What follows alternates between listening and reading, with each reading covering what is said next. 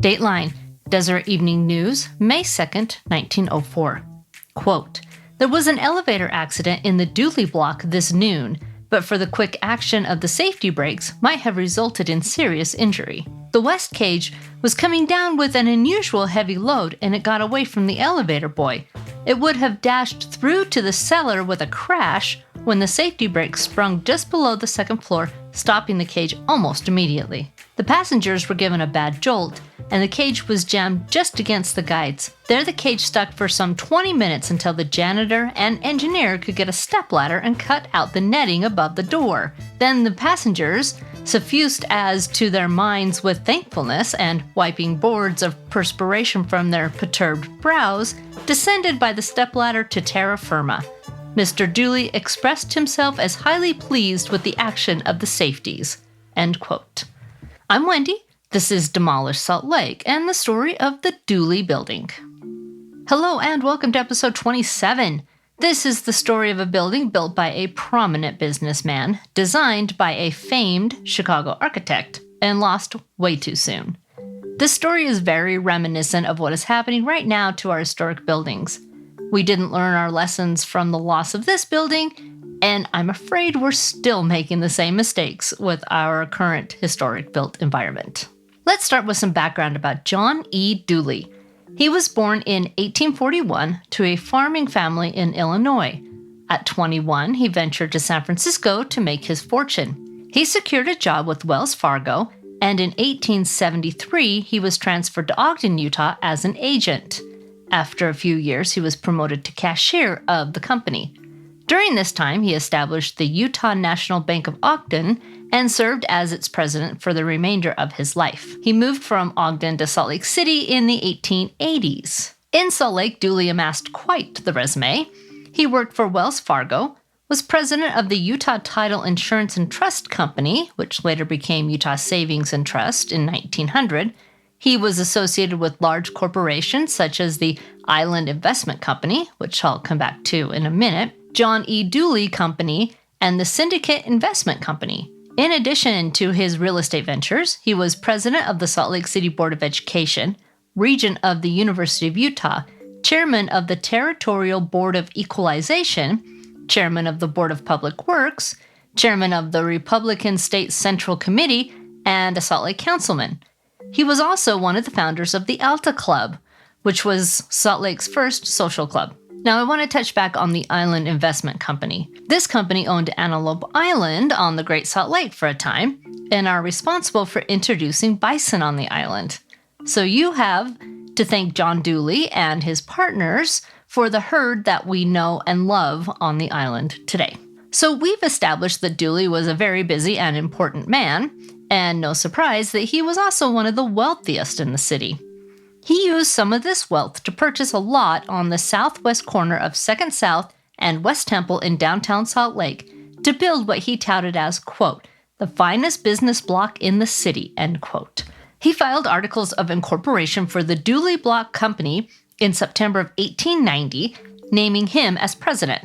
The purpose of this corporation was to, quote, erect, own, manage, control, lease, and rent a store and office building on part of Lot 6, Block 59, Plat A, and to own the land on which the same is situated, end quote. Now, Dooley didn't tap just anyone to design his building. He hired famed Chicago architect Louis Sullivan of the firm Adler & Sullivan. Sullivan has been regarded as the father of skyscrapers and the father of modernism. He was one of the most influential architects of the modernist period. Adler and Sullivan completed more than 100 projects during their partnership, mostly in Chicago and the Midwest. Unfortunately, only about 30 of Sullivan's buildings survive. Among these are the Auditorium in Chicago, the Krause Music Store, also in Chicago, the Prudential Building in Buffalo, and the Wainwright Building in St. Louis. He also designed the Beaux Arts-style transportation building at the World Columbia Exposition in Chicago, which has been touted as possibly the most stunning building ever created, even if it was only temporary. And Sullivan also mentored a young Frank Lloyd Wright during the time he apprenticed with the firm. Sullivan and Adler parted their ways in 1893 after a quarrel. Sullivan continued to design buildings until the 1920s. He passed away in 1924. His burial and funeral were paid for by Frank Lloyd Wright, and his final resting place is in Graceland Cemetery in Chicago. In 1890, Probst Construction Company won the contract for the construction of the building, and Ellis Evans and Company were contracted to excavate the basement. Newspapers in 1890 stated the building would be 95 by 160 feet, 6 stories high, with stone fronts on West Temple and 2nd South. In addition, there would also be excavation for a hotel to be built on the south side of the Dooley building. We'll get to the Hotel Ontario in just a bit. After the completion of the first floor and while construction of the upper floors was ongoing, a new post office opened on the ground floor. A Salt Lake Herald article described the post office as the finest in the West. It had a spacious lobby with ornamental brasswork, plate glass, polished antique oak, and bronze wickerwork. The entire office was lit by electricity and heated by steam. In addition to the private offices of Postmaster Benton and his assistant Nash, there were 5 additional rooms and a, quote, new feature of the ladies' delivery window presided over by one of Salt Lake's fair sex, end quote. This is just a reminder of how separate spaces were for men and women in public buildings back in the day. The next year, in May of 1892, the Dooley building was finally finished. Lucky for us, the Salt Lake Herald published an article giving readers a tour of the building, so we've got a great snapshot of what the building was like at this time. The 6-story building was constructed of red sandstone on the ground floor and 70,000 cubic feet of cut stone and 1.6 million bricks making up the rest of the facade. It was built in the Sullivan-esque style. Yep, Sullivan had his own architectural style. Buildings of this style had flat roofs with extended cornices, windows rising vertically above the base formed by the first and mezzanine stories and ending just below the cornices. The main entrance is emphasized by a large round arched opening on the ground floor and highly ornamental. The Dooley building had all of this. The main entrance was located on 2nd South. Polished oak walls with Italian marble wainscoting covered the walls in the entrance and vestibule and lobby. The floors were chocolate-colored English tile with small white square inlays. There were 2 elevators with open ornamental ironwork waiting to take visitors up to the top floors. I will get back to these problematic elevators a little bit later. The stairway consisted of solid, polished, paneled wood with maple floors that, quote, came from the forest of Michigan and Wisconsin and is the best that money can buy, end quote. The rooms on the 2nd, 3rd, and 4th floors were finished with oak wainscoting and maple floors. The hardware throughout the building was the color of antique iron and cost over $3,000. Now, the entire 2nd floor was devoted to the federal courtrooms, offices for clerks, marshals, juries, judges, and the librarian. There was a spacious public toilet with a large marble washstand, marble wainscoting, and fixtures of polished brass. The 3rd floor was divided into rooms for lawyers and other businesses. Each office had a marble washstand and combination electric and gas figures. The 4th floor hosted the ladies' washroom and the private suite of A.G. Campbell, one of Dooley's partners and part owner of the building. The 6th floor was home to the Alta Club, which, as I mentioned before, is one of the oldest social clubs in the city, and one of which Dooley helped found. Their grand building on the corner of State Street and South Temple was yet to be built at this point. That wouldn't happen until 1898, so at this time, the floor of the Dooley building was made specially for the club. This floor contained a gentleman's parlor, reading room, reception room, private dining room, open dining room, kitchen, servants' dining room, and a storeroom, a card room, a billiard room, ladies' boudoir and toilet, committee rooms, coat room, and elevators. The club was allowed to paint or wallpaper the walls to their liking. And judging from the other floors, I'm sure this one also sported marble, ironwork, tile, and oak. The basement contained the steam pumps and pressure tanks to run the elevator. The attic was full of steam pipes, as Sullivan believed that distributing the steam from the top of the building got better results. The engine house contained 2 large boilers. The steam pipes and electrical pipes were distributed throughout the various floors through a brick stack. The cost of the completed building was about $250,000. Add that to the price of land, and the total cost of the building came in at around $500,000. The article did not give any details of the 5th floor, but I think it's safe to assume it consisted of more offices. So no sooner had the Dooley building opened for business than the discussion of it being sold started. Governor Thomas lobbied for an appropriation bill to purchase the building for the city government. This caused a bit of controversy, and ultimately this bill was shut down. Next, it was rumored that a syndicate of New York capitalists had either bought or was negotiating to buy the building. This was also unfounded, and the Dooley building stayed with the Dooley Corporation for many years to come. Now let's go back to talk about the Hotel Ontario. As I stated before, the foundation was excavated at the same time as the Dooley Foundation. This hotel was to be 6 stories high and, quote, have every modern convenience and comfort, end quote. It was estimated that the cost of construction would be around $500,000. The architectural plans were drawn up by Frank Lloyd Wright under the supervision of Louis Sullivan. In Wright's biography, he stated, quote, Salt Lake Hotel foundations laid out, never built. One of the office tragedies. I worked hard on the plans with the firm, end quote. The foundation was built, but construction never went any further. It seems there were problems with investors and money. So the gaping hole, as one newspaper article put it, sat there until the late 1890s when the general offices of the Ogden Shortline Railroad Company was finally built on the foundation. I want to take a little detour here and talk about John Dooley's mansion on South Temple. Back in the 1800s, this street was known as Brigham Street, named after Brigham Young, the founder of Salt Lake City and the prophet of the Church of Jesus Christ of Latter-day Saints at the time. This is where the wealthy built their mansions. Fortunately, many still stand on what is now South Temple. Unfortunately, the Dooley Mansion is not one of them. This Victorian house had an eclectic blend of Greek architecture. The Dooley family moved into the home at 508 East South Temple. The home was built by Benjamin Durrell, an early real estate magnate and banker. It had 10 rooms, including a library, dining room, kitchen, 2 parlors, a room for the children to attend school, and 14 fireplaces.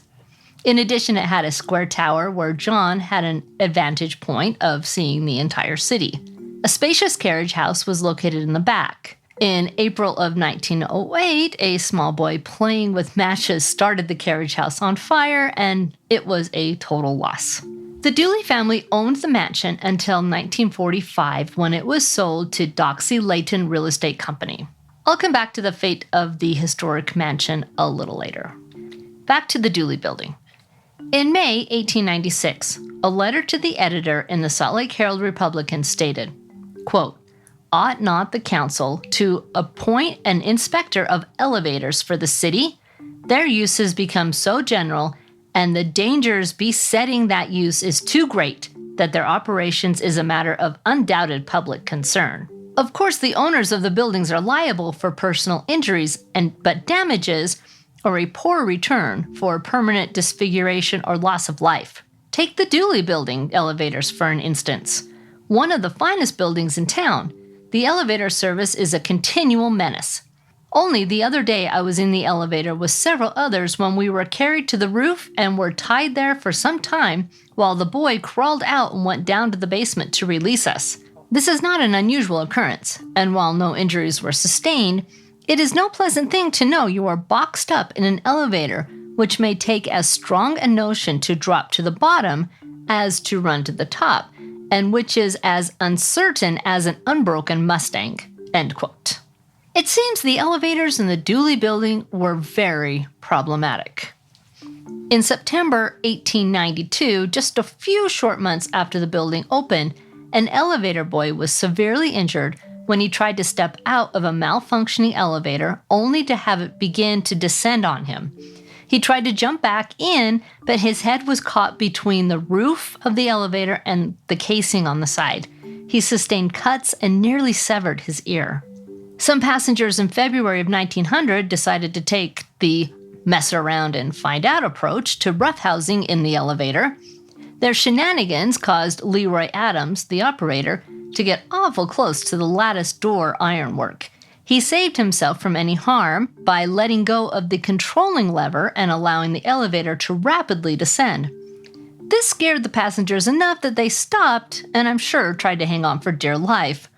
When the elevator came to a stop, the passengers had a few words for Mr. Adams and Mr. Dooley's elevators, but I bet they never tried to roughhouse on an elevator again. In December of 1902, 6 passengers experienced what it was like to have the elevator drop 4 stories. Luckily for them, the safety brakes stopped the elevator before it crashed into the basement. This happened again in May of 1904. No one was hurt in either instance, but unfortunately, there was one death due to the faulty elevators in the Dooley building. On May 30th, 1904, around 5 a.m., night watchman Fred Bagshaw was killed instantly when he got caught between the floor and the top of the elevator opening as he attempted to step out of the elevator cage. The elevator dragged him down to the basement, where janitor Herman Kamarath tried to revive him, but it was too late. Fred was working his last shift at the Dooley building. That very day, he and his wife were heading to the Teton Basin in Idaho to make the homestead they owned their permanent home. Fred was survived by his second wife and 7 grown children by his first wife. His funeral was held in the chapel of the Eber W. Hall Undertakers. He is buried in the Salt Lake City Cemetery.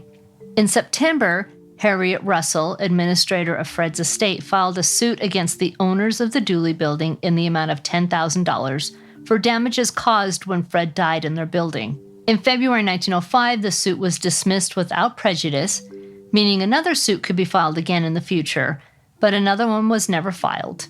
Fred's death was deemed an accident by his own doing. In the fall of 1905, rumors spread that the Dooley building was going to become a hotel. The Salt Lake Tribune reported that the building was, quote, admirably arranged for such a purpose, end quote. The article further stated that a spacious roof garden would be an excellent touch for a hotel. Now, this caused quite a stir among the occupants of the building, as they had not heard anything about this. This rumor was quickly put to rest by the owners. John Dooley passed away in his home on South Temple on October 24, 1911, from acute dilation of the heart and osteoarthritis of the spine. He was 70 years old. His funeral was held at St. Mary's Cathedral, and he was buried next to his first wife, Eleanor, in the Salt Lake City Cemetery. Like many wealthy men of the day, Dooley did not leave a will behind. So his estate went to probate, where his wife, Mary, valued it at $30,000. But this petition only mentioned personal property and did not include any of his real estate ventures, which I'm sure once added greatly elevated the value of his estate. So for the next 35 years, the Dooley building continued functioning as an office building and retail space.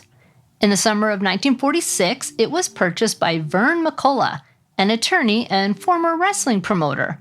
The real estate firm of Capps and Broman Incorporated handled the deal. The full cost of the purchase was not announced, but it was somewhere around $250,000. McCullough planned an extensive remodel of the building, which included an installation of new elevators. 1 year later, it was announced that the Dooley Mansion on South Temple was to be torn down. Remember, the Doxson Layton Company had purchased the home in 1945. The initial plan was to build an apartment house, but the concept changed to a modern medical center and adjoining parking lot. The mansion wasn't in the best of shape, and although it was considered a landmark, there was little to no pushback for its demolition. The office building constructed by Doxy Layton still stands on the corner of 5th South and South Temple today. After sitting vacant for quite some time, it's currently undergoing renovations. Now, I have to admit that I really like this building. It has a super cool mid-century minimalist vibe and look to it, and I'm glad to see it finally getting some love.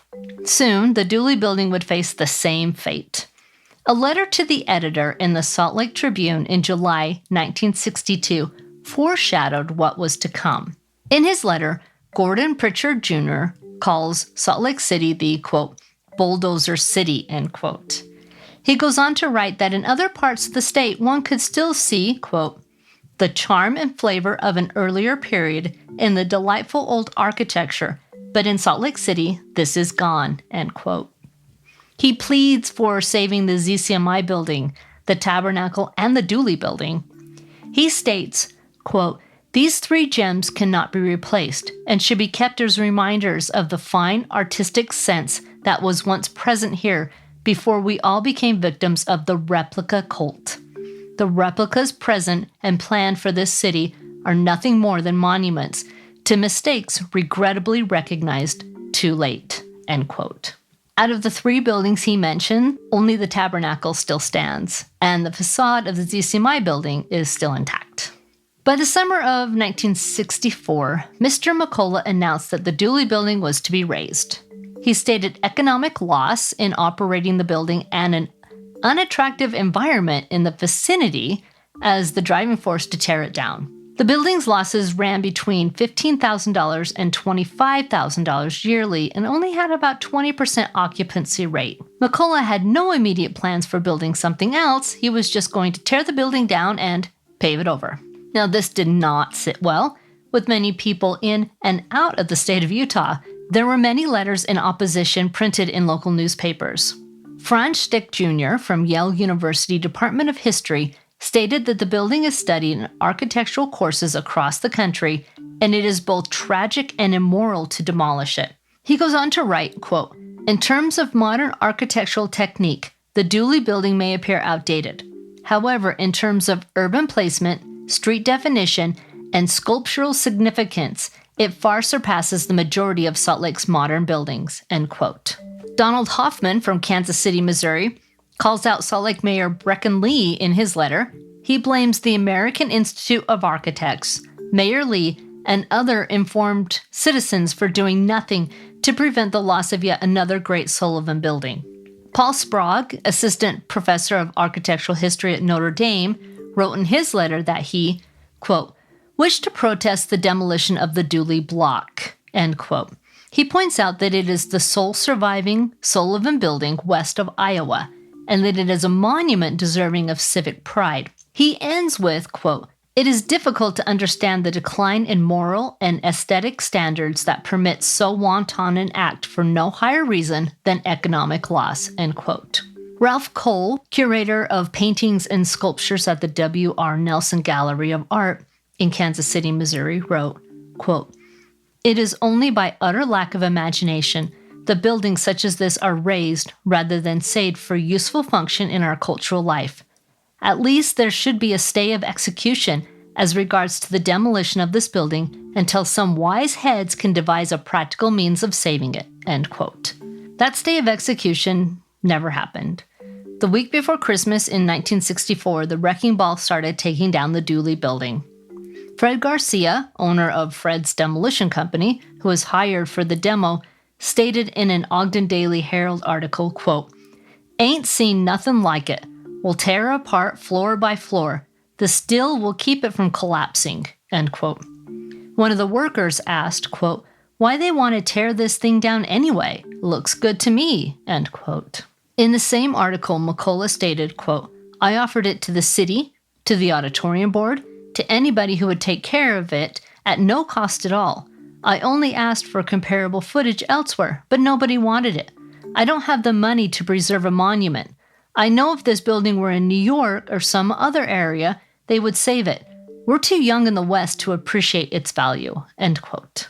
2 months later, the Grand Dooley building was gone, and today, a Holiday Inn Express stands on the site. As I look around Salt Lake City today, which many refer to as Crane Lake City for all the construction happening, and I just might start calling it Bulldozer City, I think about the many important historic buildings we've lost in the name of progress, and the historic houses being gutted for the latest HGTV farmhouse fad, and I can't help but hear Gordon Pritchard Jr.'s words.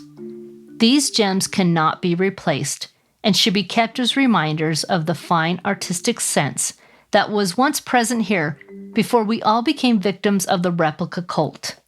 The replicas presented and planned for the city are nothing more than monuments to mistakes regrettably recognized too late.